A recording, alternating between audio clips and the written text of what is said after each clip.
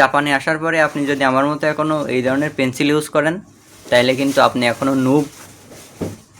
তো এই পেন্সিল কয়টা কিনবেন? কিনে কিনে তো পারবেন না, তাই না?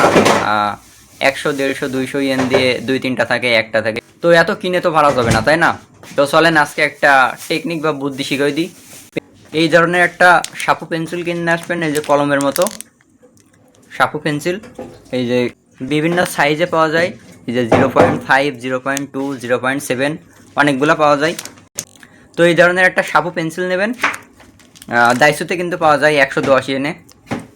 আর এই ধরনের সাপু পেন্সিলের পেন নেবেন, এটাও কিন্তু 110 ইয়েনে পাওয়া যায়। তো এই যে এর মধ্যে কিন্তু অনেকগুলো পেন দেখতে পাচ্ছেন।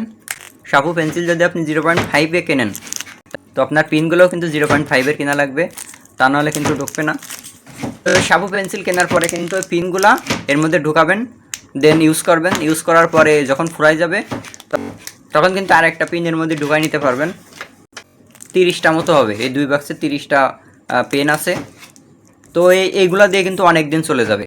যেহেতু আমি আগে পেন্সিল ইউজ করতাম, পেন্সিল কিন্তু খুব দ্রুত শেষ হয়ে যায়। তো জাপানে যদি আপনি সময় বাঁচাতে চান আর টাকা বাঁচাতে চান তাহলে কিন্তু এই ধরনের সাবু পেন্সিল নিতে পারেন। সাবু পেন্সিল 110 ইয়েন, আর এই যে পিন 110 ইয়েন। তো এটা দিয়ে কিন্তু আপনার নর্মালি 3 মাস চলে যাবে, 3 মাস প্লাস চলে যাবে 220 ইয়েন দিয়ে। এই যে দেখতে পাচ্ছেন সাবু পেন্সিলটা, এই যে যখন শেষ হবে তখন কিন্তু চাপ দেবেন, আস্তে আস্তে বেরোবে। এই যে আমি অনেক চাপ দিচ্ছি এই জন্য বেরোয় গেছে। এই যে যত চাপ দেবো তত কিন্তু বেরোবে।